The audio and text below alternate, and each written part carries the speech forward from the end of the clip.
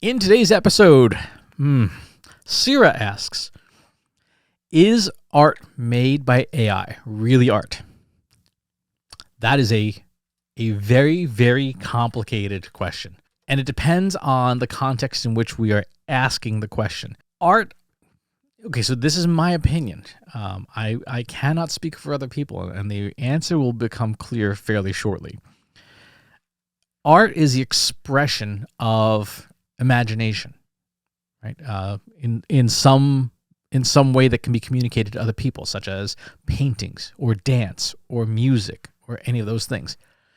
And what we perceive as art really depends on the person who is perceiving it, right? So I have been to a whole bunch of museums, and there's some art that I like and some art I don't like. Some art, like, that's pretty cool. I look at it and go, that's very imaginative, or that's very compelling to look at. It evokes emotion. And there's other art I look at and go, what am I even looking at?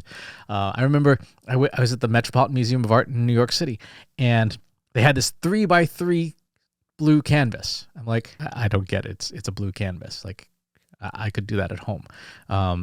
Why is this art? And there's a long description about the statement the artist was making. I'm like, but it's still a blue canvas. The intent was lost on me as the beholder. Art is in the eye of the beholder is the approach I tend to think about.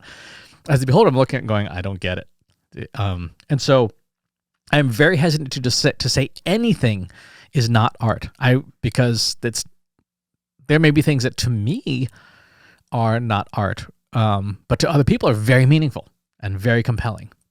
It's the same as like music. There's some genres of music I like and some that I don't. I'm not a huge fan of country music. I'm not a huge fan of rap. Would I tell the hundreds of millions of people who love those genres that music isn't music? No. It'd be crazy to say that and probably get mugged by, somebody who is really upset. There are people who don't like Taylor Swift. You tell a Swiftie that Taylor Swift's music is not music, you are going to get a whooping. So what is art? Again, it's expression of imagination. Doesn't matter who makes the art. Because the argument against machines making art is that it's not human expression. It's machine made. Again, this is really tricky because if I have an idea for a painting, but I can't paint, and I hire an artist to paint it for me, I tell them exactly what I want, and I paint it for me, I didn't do the work. Right? I hired somebody to do the work, but I didn't do the work. Is that still art?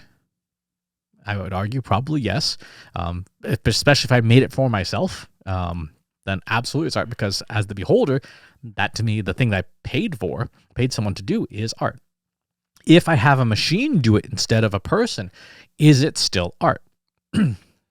Again, as the beholder, if DALL-E or Stable Diffusion or whatever makes the thing and I really like the thing and it speaks to me emotionally, yeah, that's art. This is where so much of AI gets into questions not about the technology, but questions about our beliefs as people, our points of view, and how things make us feel.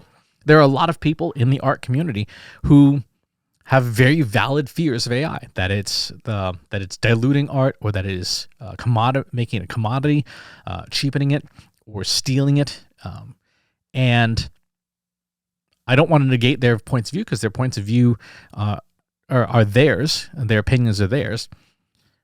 But I would say that if a machine makes something that you like and it resonates with you, then yeah, it's art.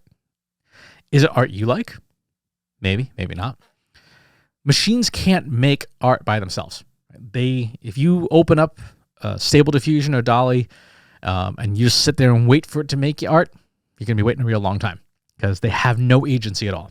They are not sentient. They're not self-aware. They have no soul. They cannot express things. They can obey instructions.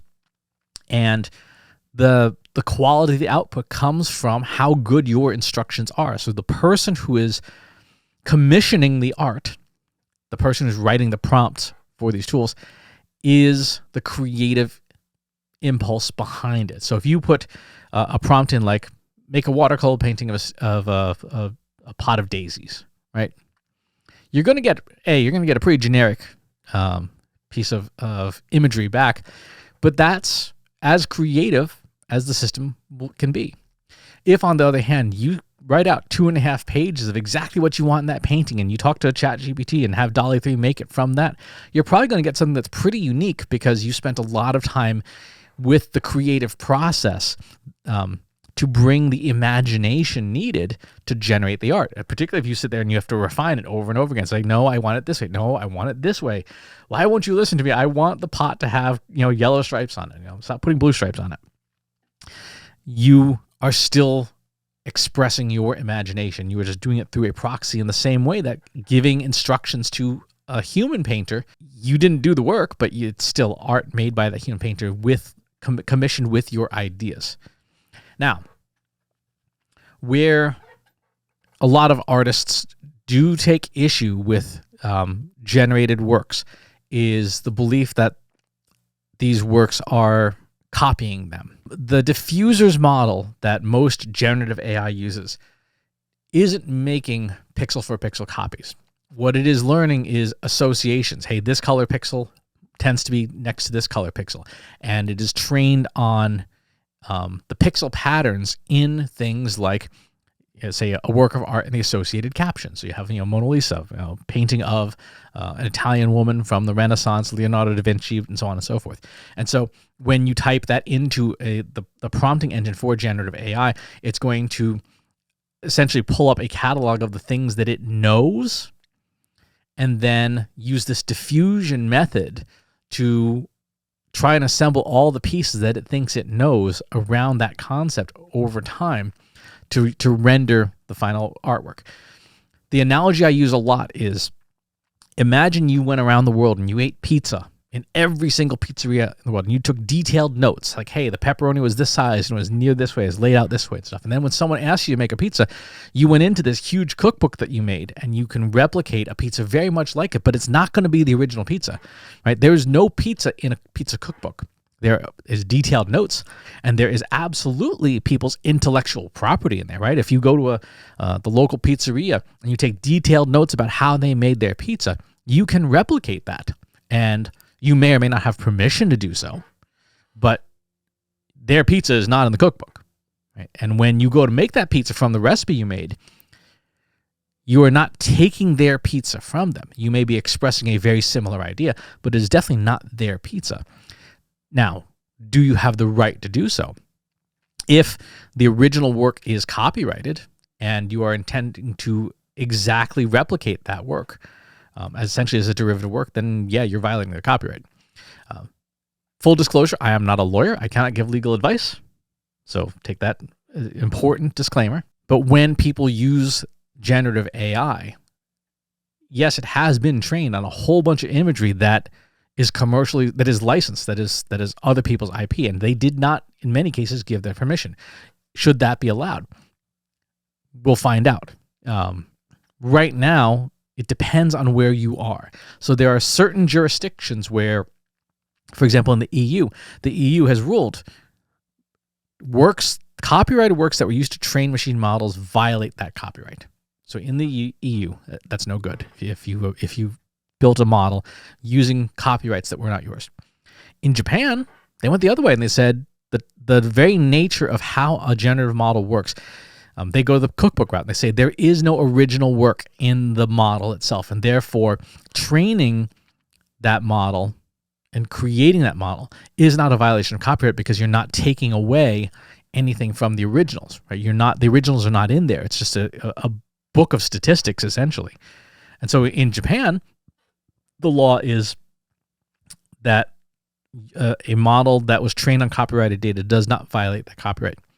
In the USA, it's unresolved. There are a whole bunch of court cases right now that are pending about whether or not the use of copyrighted information violates copyright.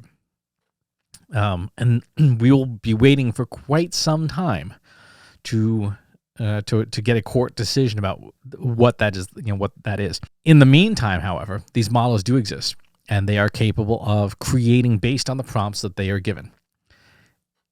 So to wrap up, is that art? Yeah, it probably is. Is it art you like? Maybe, maybe not. Is it art I like? Maybe, maybe not. Is it art? Yeah. To somebody, it's art. And even if it's not art to me, it's not my place to tell somebody else that their art is not art, even if it's a machine who was made by a machine. Is it a violation of copyright? Maybe, depending on where you are. And should model makers be able to leverage other people's copyrighted material without compensating them? Maybe, depends where you are. And that has to be settled in law. That is not settled in law in many places in the world. It has to be settled in law. And if that is something that is of interest to you, that you want to see that's settled in law in a certain way, the best thing you can do is lobby your government in as many ways as you can, and be a participant in the government, the rulemaking process, the lawmaking process, to persuade your people that this is the way you want the world to work. I would definitely not just sit there and wait for things to happen. If you have a point of view that you think is really important around the use of AI and how AI models are built, go and let your duly elected representatives know if you have them.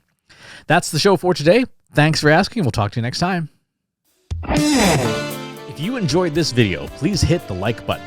Subscribe to my channel if you haven't already. And if you want to know when new videos are available, hit the bell button to be notified as soon as new content is live.